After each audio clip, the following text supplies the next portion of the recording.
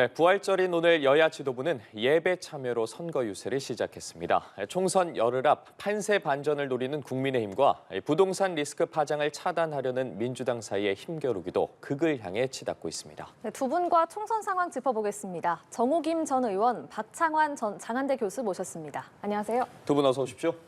예, 총선이 이제 열흘 남았습니다. 이제 내일이면 한 자릿수로 진입을 하는데 저희가 앞서도 항상 두 분 모시고 이야기 나눠봤는데 이렇게 시간이 빨리 흐를 줄 몰랐는데 이제 정말 본격적인 선거운동도 시작이 됐고 여야 대표의 입을 통해서 또 그런 선거가 다가왔다는 것들이 분출이 되고 있는 것 같아요. 한동훈 비대위원장 같은 경우에는 연일 수도권을 찾았고 또 발언 수위도 계속해서 좀 높아지고 있거든요. 여야 대표가 좀 입단속을 하자 했는데 오히려 두 대표는 발언 수위들이 점점 세지는 모습 어떻게 보고 계세요? 아마 이제 현장에서는 지지자들이라든지 또는 대중들을 보면은 좀 더 이렇게 감성적으로 격해지는 순간도 있을 것 같고요. 그리고 시간이 얼마 안 남았기 때문에 상당히 이제 열정적으로 그 연설을 하다 보면은 격한 발언들이 나오는 것 같습니다. 그리고 또 상대 당 대표를 포함해서 문제가 있는 후보들에 대해서 얘기할 때 뭔가 이렇게 깊이 각인시킬 수 있는 그런 용어를 구사하다 보면은 자기도 모르게 그런 그 거칠어지는 발언들이 나오는 게 아닌가. 그러나 끝까지 품격을 유지하면서 나름대로 그 유권자들을 향해서 메시지를 정확하게 전달할 수 있으면 그게 더 바람직한 거겠죠. 예, 한동훈 비대위원장의 발언 수위에 대해서 뭐 여러 해석들이 나오거든요. 좀 놀랐다 이런 의견도 있고 좀 의도된 부분도 있을 것이다라는 분석도 나와요. 어떻게 보고 계세요? 뭐 단어의 표현 수위가 굉장히 높아졌어요. 개, 뭐 쓰레기 정말 우리가 평상시에 정치권에서 듣지 못한 단어들이 막 쏟아지고 있는데 지지층들이 들을 때는 사이다 발언이라고 생각할 수 있습니다. 환호할 수 있어요. 근데 문제는 지금 이제 선거가 열흘 남았다고 그랬는데 선거 열흘을 앞두고 가장 집중해야 될 곳은 접전지입니다. 그러니까 이 소위 여론조사상의 이 격차가 얼마 안 남은 지역에 집중을 하게 되는데 거기에 지금 남아있는 층이 어디냐? 수도권 중도층이에요. 그러면 수도권 중도층에게 귀에 쏙쏙 들어오는 말들을 하는 게 좋습니다. 그런데 지금 이런 그 한동훈 비대위원장의 그 수위 높은 발언들이 지지층들은 환호할지 모르나 지금 수도권의 중도층이 정권 심판론으로 좀 경도되는 분위기거든요. 이런 분위기에서 소위 막말에 가까운 그런 단어 사용이 된다 그러면 쉽게 말해서 이 남은 미련조차 끊게 만드는 그러니까 효과보다는 오히려 역효과가 날 가능성이 좀 있다고 봐요. 좀 그런 측면에서 이런 얘기들보다 좀 더 국민들의 뭐 뒤에 나오는 그런 피부에 와닿는 민생 피부에 와닿는 이야기들을 우리가 지금 여당으로서 이렇게 해 나가겠다. 조분조분 차분차분 이렇게 얘기하는 게 더 효과적이지 않을까. 오히려 단어의 표현이나 발언의 강도만 높이면은 그건 오히려 역효과만 있을 뿐이다. 이런 느낌이 듭니다. 근데 네. 이제 박 교수님 말씀에 조금 부연을 하자면 개, 쓰레기 이것 자체가 막말은 아니거든요. 근데 평상시에 상당히 이성적으로 그런 말을 자제해왔기 때문에 그거 자체가 굉장히 강해 보이는 것 같아요. 그런데 이재명 대표 같은 경우는 그거보다 수위를 훨씬 넘는 말들을 많이 하지 않았습니까? 이 찍이라든지 뭐 쉐쉐라는 표현을 하면서 그 표정이라든지 심지어는 그 광주에서 그 사람의 머리에다 대고 할 수 없는 그런 비속어를 썼단 말이죠. 그런데도 워낙에 말투가 그렇고 저 정치인은 원래 말의 본세가 그렇다라는 그런 어떤 인식이 있어서 그런지 한동훈 위원장의 용어 구사가 좀 더 이렇게 강력하게 느껴지는 것 같아요. 그런데 상대적으로 비교를 하자면은 비교할 수도 없을 정도로 야당의 그동안의 언어 구사는 거칠었다라는 말씀은 드려야 될 것 같습니다. 예, 민생에 와닿는 얘기를 했으면 좋겠다는 말씀이 있었는데 한동훈 위원장이 오늘 공약을 또 발표했습니다. 3세부터 5세까지 단계적으로 무상 보육을 하겠다. 그리고 초등학생들 태권도 학원, 미술학원, 피아노 학원 많이 다니지 않습니까? 여기 학원비를 세액 공제해 주겠다 이런 내용인데 이 공약이 표심에는 어떤 영향을 미칠 걸로 보세요? 아마 그 30, 40 학부모들은 그 우리가 생각하는 것보다 훨씬 공약을 꼼꼼하게 보고선 유권자를 결정하고 오늘 아마 분당에서 이런 발표를 한 것으로 알고 있는데 지금 분당이 치열한 접전이고요. 거기 이제 학부모들이 굉장히 많기 때문에 관심을 아마 받을 수 있을 것 같아요. 근데 이제 큰 그림으로 보자면은 이러한 공약이 좀 진작에 나왔으면 어땠을까라는 그런 부분하고 아마 또 공약집에 이미 있는 거일 수도 있습니다. 또 하나는 지금 어찌됐든 간에 뭐 정권 심판이라든지 2조 심판이라든지 이러한 어떤 그 심판론이 서로 맞붙으면서 그쪽으로 관심이 많이 이렇게 이제 경도되는 측면이 있거든요. 그래서 표심에 영향을 미치는 거에 대해서 그렇게 강력하게 깊이 있게 표심에 영향을 미칠 거라고 장담하기는 좀 어렵다라고 생각이 들어요. 네, 교수께서는 이 공약 어떻게 평가하십니까? 한 두 가지 점에서 문제가 좀 있어요. 일단 첫 번째로 이슈화를 시키기에는 좀 늦은 감이 있다. 왜냐하면 본선에 가면은요, 이 여야 할 것 없이 또 후보들별로도 이 소위 이런 류의 민생 공약들을 쏟아놓습니다. 그러니까 이 차별화가 굉장히 힘들어요. 거의 뭐 1번 후보부터 9번 후보까지 거의 민생 얘기 들어보면 큰 차별성을 보이기가 어렵다. 그런 점에서 지금 지나가는 말 중에 하나로밖에 안 들리는 면, 한계점이 있고, 이제 두 번째로는 이것도 여야 모두에게 해당되는 얘기지만 예산 확보의 문제입니다. 지금 윤석열 대통령이 전국 돌아다니면서 민생 토론회에서 지금 앞으로 쏟아붓겠다라고 하는 돈이 1,000조 가까이 됩니다. 그러면 물론 이 1,000조 가까운 돈을 갖다가 어떻게 마련할 것인가? 물론 뭐 정부에서는 이거를 민간 투자를 끌어와서 하겠다, 뭐 여러 가지 얘기를 하지만 사실은 민간 투자로 끌어올 수 없는 그런 한계를 보이는 부분도 굉장히 많거든요. 특히나 지금 국민의힘의 예산 가운데 또 지난 민생토론의 예산 그 정책 가운데 세금을 깎아주겠다는 그 정책도 굉장히 많습니다.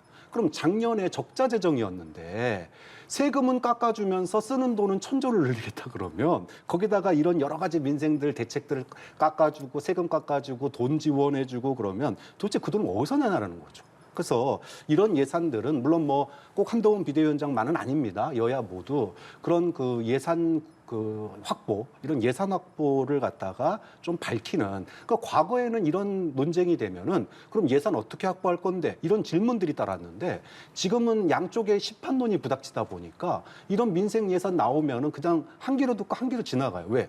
예산 확보 안 되는 거 뻔히 알거든요, 국민들이. 좀 그런 점에서 지금 이런 그 본선에서의 이런 민생 예산들 쏟아지고 있는 정책들이 국민들 귀에 피부에 얼마나 잘 와닿을지 좀 그런 점이 지금은 좀 한계점이 아닌가라는 아쉬움이 있는 거죠. 예, 어쨌든 뭐 한동훈 비대위원장 야당 심판을 해야 된다 하면서 야당을 심판하는 것이 결국은 민생을 위한 길이다 이런 말들을 이어서 내놓고 있는데 어제 인천 계양구 유세를 가지 않았습니까? 그리고 오늘 이재명 대표가 자신의 지역구인 계양구를 찾는단 말이에요.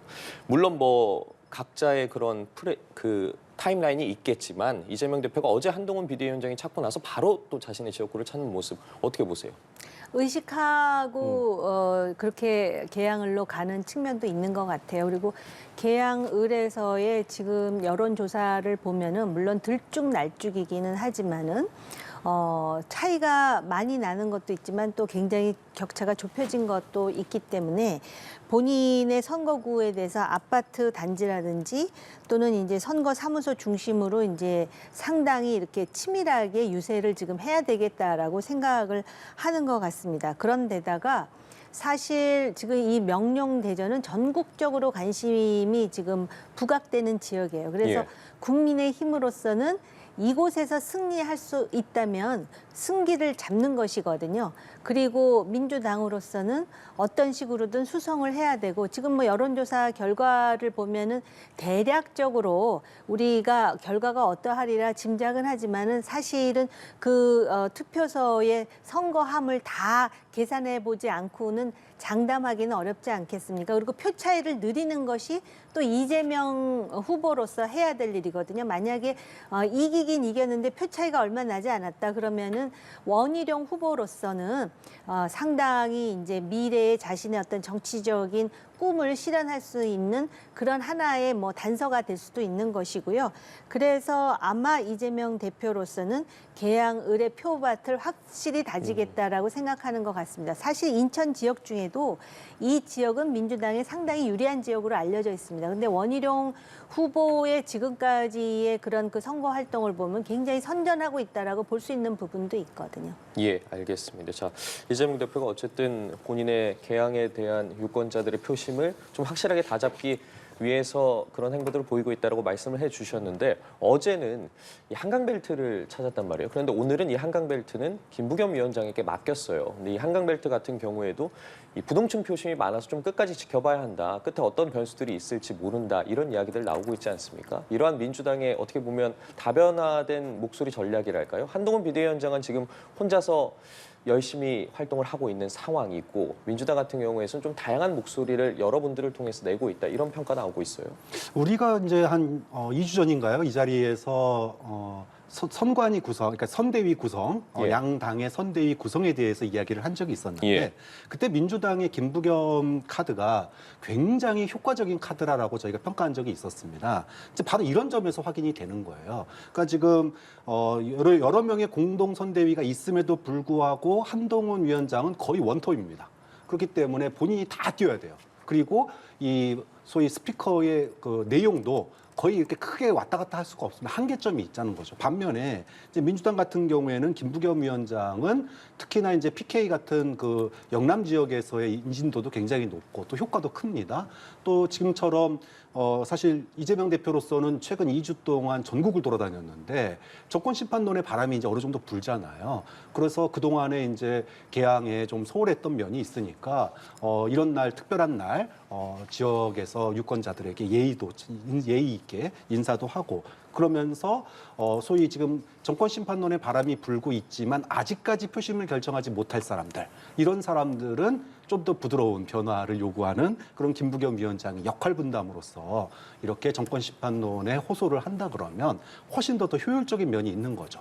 그런 점에서 이번 뭐 큰 흐름을 떠나서 이 공동선대위원장의 역할이라고 하는 측면에서 본다면 민주당이 훨씬 더 다양하고 다양한 공략이 가능한 지역적으로도 그렇고 지지층도 그렇고 그런 측면에서는 김부겸 위원장 덕을 이번에 민주당이 조금 본다 이렇게 얘기할 수 있겠죠. 예, 민주당은 부동산 리스크에 고심하는 모습입니다.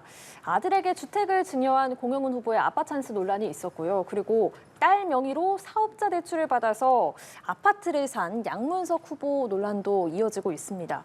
양문석 후보가 편법 대출을 반성한다면서도 또 새마을금고 제한으로 한 것이다. 사기는 아니지 않느냐 이런 식으로 좀 억울함을 표시하기도 했는데 일단 당 차원의 공식 대응은 없는 상황이고요.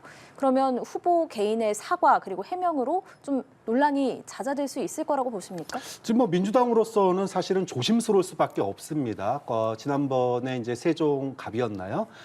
후보를 이제 공천 취소를 했던 부분이 있었는데 그 당시에는 이 갭 투자가 한두 채가 아니라 여러 채의 집을 가지고 갭 투자를 했었기 때문에 누가 보더라도 명백하게 부동산 투기의 그런 그 의도가 고의성이 보였어요. 그리고 그것이 이제 과거 문재인 정부 말기에 그런 부동산 실정으로 이렇게 연결되는 거를 차단하기 위한 그런 그 정말 그 결단을 내릴 수밖에 없었는데 지금 양문석 후보 같은 경우에는 뭐 여러 채의 집이 있는 건 아닙니다. 물론 그럼에도 불구하고 국민들 눈높이에 맞지 않는 그런 편법적인 대출이 있었던 건 분명해 보입니다.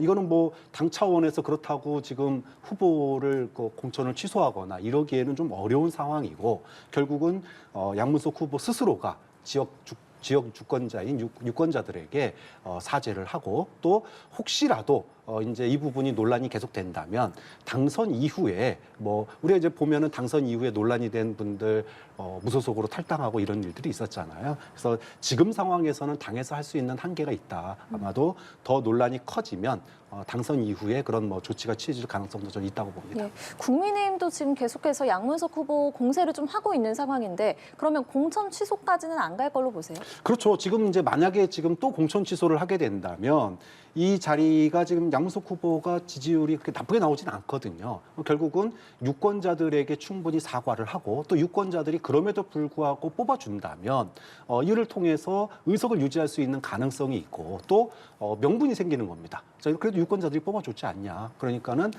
이 부분에 대해서 선을 긋지만 그럼에도 불구하고 공천 취소를 하기에는 좀 어려운 측면들이 있을 수 있고 지금 민주당이 만약에 공천 취소를 통해서 지금 어려운 국면이었다면 민주당이 지금 굉장히 어려운 선거를 치르고 있다면 아마도 결단을 내렸을지 모르겠습니다. 근데 지금은 뭐 약간의 여유도 있을 뿐만 아니라 그런 여유가 문제가 아니라 지금 중간에 한참 선거 운동이 이게 뜨고 있는 상황에서 후보를 교체하는 결정 내리는 게 쉬운 일은 아니겠죠. 예.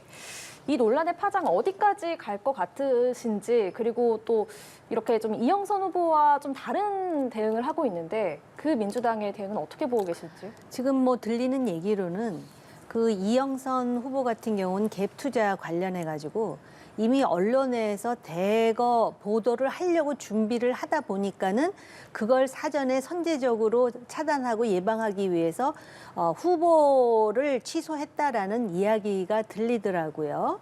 어느 정도로 정확한지는 확인해 봐야 되겠습니다만은. 근데 지금 양문석 후보의 경우에 사실은 여야를 떠나서 또는 당파적인 이해를 떠나서 이런 사람들이 국회에 들어오면 안 되는 것이죠. 결국은 자기 딸 이름으로 그것도 대학 다니는 딸이 사업을 한다라는 그런 이유를 들어서 한두 푼도 아니고 11억을 새마을금고로부터 대출을 받았다라는 것입니다. 그리고 집은 서초구 잠원동인데 그 대구 수성에 있는 새마을금고에서 어떻게 11억을 대출을 받았는지 조사해봐야 나오는 것이고요. 지금 또 일설에 의하면은 이영선 후보 같은 경우도 당 공관위에 그런 자세한 내용을 신고하지 않았다는 거잖아요. 근데 양문석 후보도 이런 자세한 내용을 신고하지 않았다라는 보도를 제가 잠깐 본 것 같거든요. 그렇다면은 분명히 문제가 있는 거잖아요. 그런데 양문석 후보 같은 경우는 누가 보아도 명실상부한 친명입니다. 그런데다 지금 선거 중이라 안 된다고요? 그렇다면은 선거 중에는 그러면은 안 되고 선거가 시작되기 전에는 아니 이영선 같은 경우도 선거 중 아니었습니까? 그러니까 지금 이길 것 같아서 안 된다라는 거는 물론 현실론이겠으나 이것도 명분에 맞지 않는 이야기죠. 그리고 사실은 그런 정말 황당한 상황이 지금 계속되고 있음에도 불구하고 왜 계속해서 그 후보의 지위를 유지하고 선거운동을 하느냐. 아마 지금 여론조사를 돌려보면은 이거 자체가 그렇게 타격을 주지 않는다라는 판단하에 당은 입을 싹 다물고 지금 추이를 지켜보는 것 같은데 이거를 공공선의 입장에서 보면은 사실은 진작에 걸러냈어야 되고 진작에 이런 사람들이 후보로 뛰는 일이 없었어야 맞는 것이죠.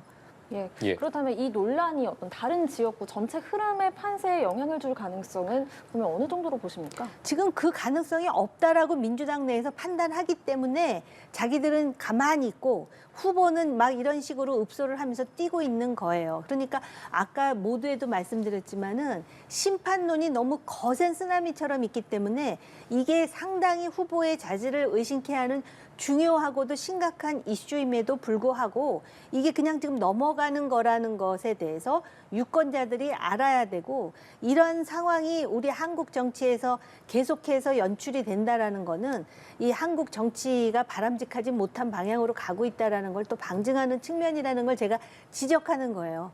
예, 알겠습니다. 자, 말씀해 주신 부분들을 포함해서 국민의힘 입장에서는 어쨌든 전력투구를 하고 있는 상황인데 이제 다가오다 보니까 과연 몇 석을 그렇다면 얻을 수 있을 것이냐에 대한 각 당의 예측들이 나오고 있어요. 국민의힘 같은 경우에선 좀 영남권마저도 초접전 상황에 놓여 있다. 일각에서는 100석도 좀 힘들 수 있다 이런 분석들도 나오고 있거든요. 이게 사실은 그런 전망을 내놓는 분들이 많더라고요. 분위기가 실제로 지난번 선거 총선 결과와 거의 유사하게 나올 가능성 또는 그거보다 국민의힘이 더 패배할 가능성 이런 얘기들이 점점 현실화되는 게 정권 심판론의 바람이 이게 무섭습니다. 지금 낙동강 벨트를 넘어서서 부산 시내로 번지는 것, 또 울산 뭐 그리고 할 것도 없고 한강벨트도 지금 특정 한두 개 지역을 제외하고는 국민의힘에게 불리한 여론조사가 계속 나오다 보니까 이런 우려의 목소리가 나오는 것 같아요. 지금 이제 문제는 그러면은 지금 뭐 이종섭 대사도 자진 사퇴했고 그 다음에 뭐 황상무 수석도 경질했고 이렇게 되면 좀 나아져야 되는데 문제는 정권 심판론의 기세가 이 멈출 그런 그 기미가 보이지를 않습니다. 이게 뭐 작동하는 원인이 제가 몇 차례 얘기했지만 이 의대 정원 2,000명 부분을 갖다가 지금 이제 밀어붙이기를 정권이 하고 있는데 사실은 이종섭 대사 문제도 그렇고 과거 윤석열 정부의 지지율이 낮았던 원인 중에 하나가 정권의 독단과 독선이거든요. 밀어붙이기식. 근데 지금 이 의대 정원 문제도 그런 이제 종류 중에 하나예요. 물론 국민들이 의대 정원 확대를 반대하는 건 아닙니다.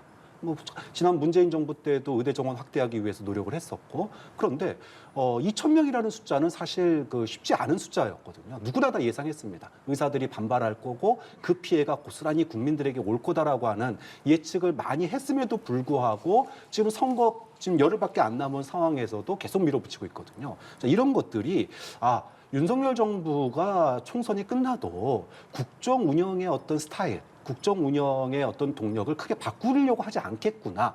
국민들 눈에는 그렇게 보이는 거예요.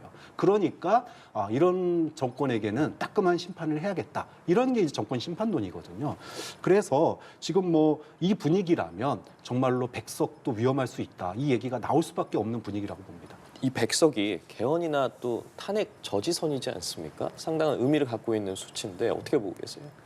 그렇습니다. 그러니까 만약에 야권이 200석을 확보하게 되면 개헌도 가능하고 탄핵도 가능하다라는 것이고 180석 이상을 확보하게 되면 패스트 트랙이 또 가능한 수치가 되겠죠. 그리고 이제 151석을 이제 확보하게 되면은 법안과 관련해 가지고 지금 그런 식으로 그 선이 정해져 있는데 국민의힘으로서는 이러한 그 발표를 하는 것 중에는 이제 지지층을 좀 더 결집시키겠다라는 생각도 있을 것이고 또 나름대로는 이 심판론에 좀 겸허한 입장을 취하겠다라는 생각도 있는 것 같은데요. 제가 볼 때 지금 박 교수 말씀하셨듯이 의대 정원 문제가 이제 마지막으로 해볼 수 있는 카드거든요. 근데 지난번에 왜 이종섭 대사 문제도 그렇고 황상무 수석 문제도 그렇고 사실은 그런 이슈가 나오면은 많은 전문가들이 이것에 대한 대안을 제시하잖아요. 근데 그 대안에 대해서 반응하는 정부의 속도가 상당히 느려요. 그래서 이종섭 대사 같은 경우도 사퇴를 엊그저께 하지 않았습니까? 예. 근데 진작에 했었으면 비판도 덜하고 추락하는 지지율도 좀 막을 수 있었을 것 같은데 소나기 우박 다 맞은 다음에 뭔가를 하는 그런 그 양태가 됐는데 정말로 그 선거 날까지 정원에 대해서 2,000명에 대해서 수치를 바꿀 생각이 없으면 모를까. 그렇지 않은 거라면 이것도 신속히 하는 것이 소위 그 지금 국민의힘에서 우려하는 백석 장담 어렵다라는 것에 대한 뭔가 좀 그 아주 신락 같은 반전이라도 가능하지 않을까 그런 생각이 들어요. 자, 그럼 말씀해주신 뭐 황상무 수석이나 이종섭 주 호주 대사 사퇴로 인해서 좀 의정 갈등이 대통령실과 뭐 당과의 갈등이 좀 위기가 바닥을 찍었다 이런 이야기가 나오고 있는데 열흘밖에 안 남지 않았습니까? 네. 이런 상황에서 뭐 당, 대통령실 각각 어떤 입장을 좀 취해야 선거에 도움이 된다고 보십니까? 의정 갈등과 관련해 가지고요. 만약에 지금 결국은 이슈는 숫자예요, 숫자. 그러니까 2,000명이냐 늘리는 거에 대해서는 국민 여론이 받쳐주고 계십니다. 그런데 국민 여론이 그거는 받쳐주고 있지만 도대체 뭐 하는 거야? 방법론이 뭐야에 대해서 굉장히 나름대로 지금 걱정하고 회의감을 느끼는 것 같아요. 그렇다면 의정 갈등과 관련해서는 숫자에 대한 유연성을 보일 의향이 있다면 시간이 오늘 내일밖에 없습니다. 그리고 이제 4월 며칠부터 결국 사전 투표하잖아요. 이미 해외 동포에 대한 투표는 시작이 됐어요. 그러면은 나중에 이걸 한다 한들 의미가 있겠습니까? 당장 그 선거에서 주는 효과는 그렇게 큰 효과를 받지 못할 수도 있다라는 것이죠. 예, 어떻게 보세요? 그 2,000명에서 만약에 이제 숫자를 줄이게 되면 그러면은 어디까지 줄일 거냐 이제 논란이 나올 수밖에 없는 거예요. 그러니까 애초에 사실은 이제 많은 뭐 기자들도 그렇고 전문가들도 그렇고 최대 600명. 선에서 아마 타협을 볼 거다 이렇게 예측을 했었습니다. 그런데 지금 2,000명이 고수한 게 너무 기간이 오래됐어요. 그리고 쉽게 얘기하면 판돈을 너무 많이 걸었습니다.